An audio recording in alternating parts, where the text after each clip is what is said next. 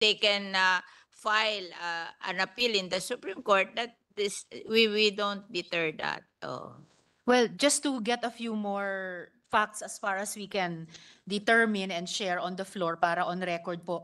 Kung 1988 pa lamang, nireclassify na ng City Ordinance, ito bang City Ordinance number 21 ang sinasabi ng DAR? Yes. Yes.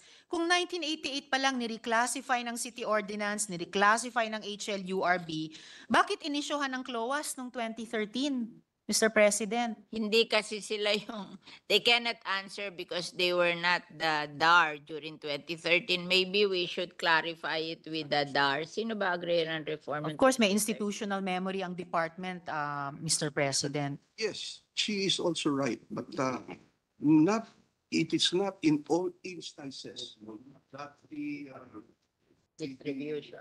the certificates, the diplomas that were issued have a legal life. There were no instances that the previous dispensation also needed some mistakes. They were saying that this is not the first time na nag-issue sila ng CLOA na overridden by the courts. So marami ring distribution na mali. Kaya this is one of them. So maybe we can clarify. I will certainly clarify, good sponsor. And considering na marami pa tayong hinahabol na land balance, I wish it were not so na this is not the first time at maraming ganito na Pero at least aborda ng CLOA pero ini-invalidate. that should not deter us from the distribution. Sometimes we commit mistakes, but we should go on and distribute for the sake of more people to benefit. Well, that akala nga, Mr. President, nitong 185 families na distributan na nga sila dahil hawak na po nila yung CLOA galing sa DAR. So, pero ito yung isang grievance na inilalapit nila sa department ngayon kung bakit yung lupang kanila na na-invalidate pa yung pagmamay-ari nila at sa pagkaalam nila dahil sa isang city ordinance. So the DAR is willing to listen to their grievances and at the same time find a way to help them solve their problem. Salamat, good sponsor. I-take up po namin sila sa ganong commitment. We've also received a number of reports of titles being released or sold to third parties without the knowledge or consent of ARBs. For example, good sponsor, in Barangay de la Paz, Tarlac, an ARB never received his title despite the title having been generated in 1993. Worse, it now appears that while the title was issued, it is uncertain who received it due to missing documentation. Also, in Barangay Tibagan, Tarlac, allegation of inordinate delay in the registration and release of an Emancipation Proclamation title. Ano po yung nagiging dahilan ng ganitong mga delays, good sponsor? Alam niyo naman ang gobyerno, marami ring problema. So the solution is for them to go to the Department of Agrarian Reform and clarify things para malinawan yan. Kasi marami ring kalokohan na nangyayari sa gobyerno. We're not exempted from that. And I will personally attend. And there is an assurance from the Secretary of the Department of Agrarian Reform that he will personally take care of these things. Siya kanya pumunta at titingnan niya kung ano yung mga abuses na yan. Maraming salamat, good sponsor at sa good secretary. Kung ang unang pupuntahan nila ay sa Tarlac, sino pong hahanapin nila doon? Sa kanya na daw. Sasabihan ko po sila pupuntahan ng office nyo. Pero syempre, mas mahirap mag-set ng appointment sa office of the secretary. Pupuntahan po nila kayo and at the same time, kung sa Tarlac din ay pupunta sila, sino po ang pupuntahan nila sa Tarlac? Good sponsor. Director. Sino ba regional director? Si James Ponce. Regional Director James Ponce in Tarlac. RD James Ponce. At pagpunta po nila kay RD Ponce before or after pagpunta nila sa OSEC, pwede po ba nilang sabihin na pinapunta sila doon ni SEC mismo? Yeah. Salamat po.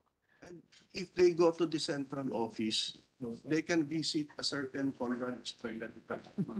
And if they want to go to the central office, pumunta sila kay Secretary Conrad Stret. Yes, of course. Sasabihan ko po sila ng ganoon. Ah, Ganyan siya. Barangay San Juan de Mata, Tarlac City, Tarlac. It is alleged farmers found out that their descendants had already been issued certificates of land transfer around 1982 but have yet to receive their titles. Maybe you should list all this complaint and we will give it to the Secretary of Agrarian Reform kung sino yung contact person kasi mahirap naman sagutin yung mga ganyang kadetalye dito kasi that will be based on record and ilista na lang kung sino yung may problema at anong lugar, anong klaseng problema, and then we will furnish a copy to the Secretary of Agrarian Reform. I would be more. Salamat, good sponsor, will do.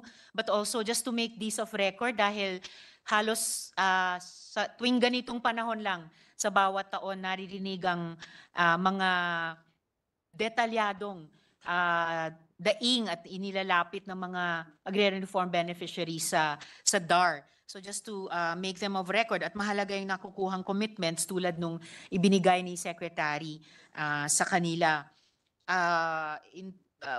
Also for the record, good sponsor, in Porac, Pampanga, a title was allegedly sold even before it had been released to the ARB.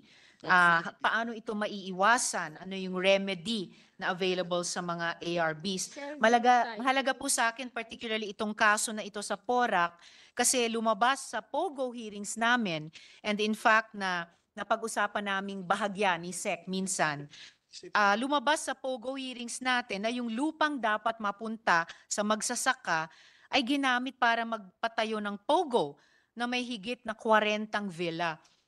So pwede po bang humingi din ng update sa action na ginawa ng DAR sa Porac situation, good sponsor? Ginawa niya sa Porac. Yun, ganun din ma.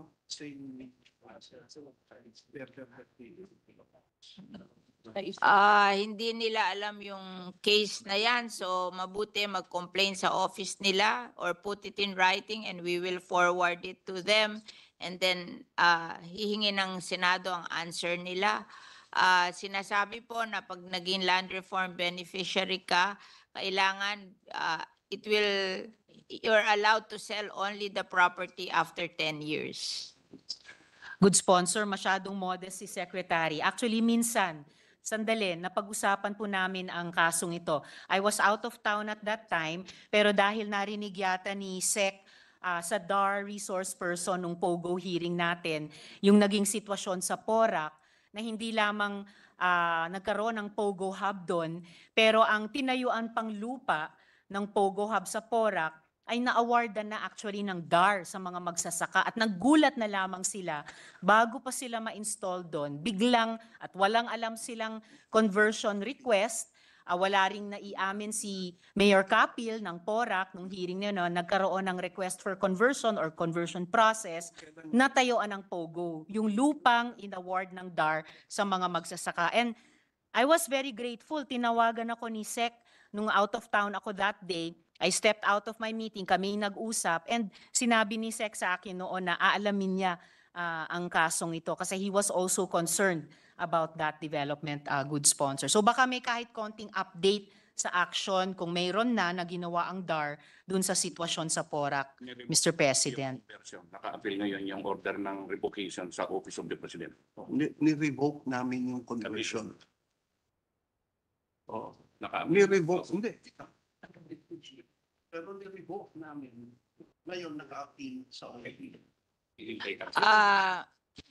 Ni-revoke daw nila yung conversion. Mhm. Oo, and nag-appeal yung nagtayo sa Office of the President. So, on appeal. So nagkaroon pala ng conversion.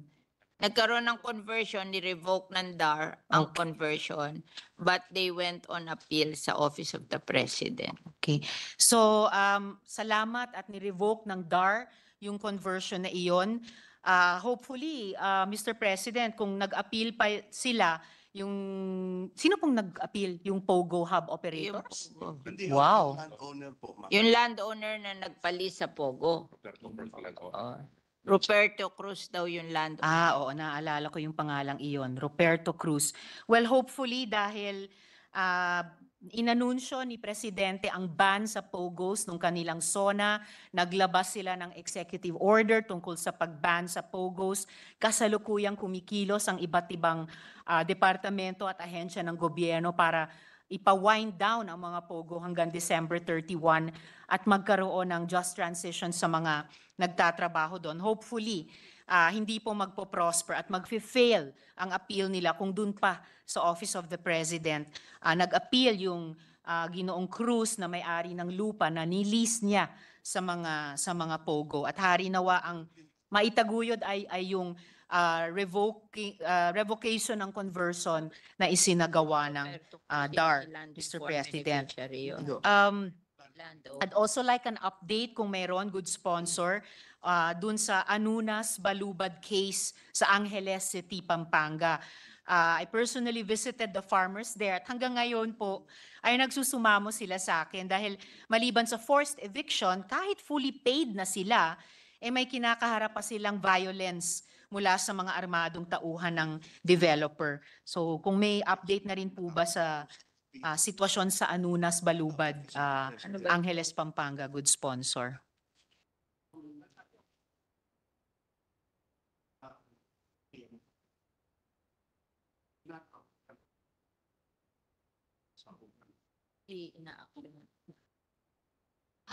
Nag-rule daw ang DAR in favor of the farmers.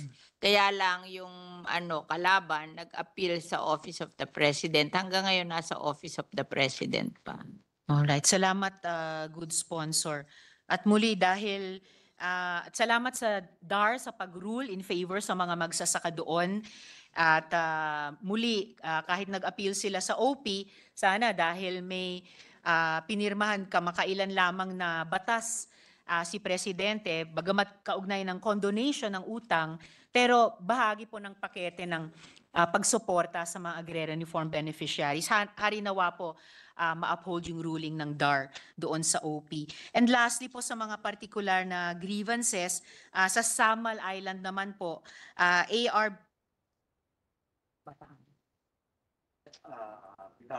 Okay, sa Samal Island. Doon po sa Samal Island, ARBs listed under several collective CLOAs allege that they have been denied entry into their farmlands. They also allege that the said farmlands are also being forcibly converted. So, yung ganitong mga kaso, good sponsor, binabantaan na i-undermine yung agrarian reform program ng bansa. Aling unit o bureau ng DAR ang responsable para sa ganitong concerns? At may sufficient funding po ba ang unit o bureau na ito para umaksyon sa ganitong mga grievances in timely manner, Mr. President? Nasa level po ng regional director. Nasa level daw yan ng regional directors. So they should approach the regional director. Samal is Region 11. Yes, good sponsor. Salamat po. So, lalapit sila sa RD tulad ni RD James Ponce dun sa Region 3. And then, Ano pangalan? pwede ko na bang lahat-lahatin good sponsor kung hindi po makakuha ng relief dun sa level ng RD, mailapit din po nila sa Office of the Secretary? Tondi. Ang regional director daw ay Jamil Amatondi. Jamil Amaton. Amatondi. Andyan po sila. Sir, Madam Sponsor. Daw siya, oh. Yes, sir. Salamat kayo. Madam Sponsor, siguro lalapitan po nung legislative staff ang Yeah. good RD para Yeah, i-follow the up two RDs. Opo, yung kaso sa Samal Island and dun sa kung nandito rin po si RD Ponce, andito rin po ba sila? Andito rin po si RD Ponce. Lalapitan na lang po namin silang dalawa para i-follow up po itong mga grievances na idinulog ko sa inyo ngayong hapon. At for follow up po sa PORAC, the root of the problem seems to be the delay in the issuance or release of titles to ARBs and their installation on their farms. So, paano po natin mapapabilis ang prosesong ito, good sponsor? Ito ba nare-release yung PORA? Sa opisina. Yun, i-resolve ka ganyan kasi may pending na case kayo niya. Dahil ang nagpaalis niya ng LGU eh. Hindi yung nakapag-update. Na-issue yan dahil ang nagpaalis sa mga tao, LGU, and may Mhm. pending na kaso. So, kailangan nating makahanap ng paraan, good sponsor, na yung release ng title at yung pag-install na bahagi ng isang pambansang programa ay mabilis na nalulutas kung may problema sa LGU kaharap nitong isang pambansang programa, good sponsor.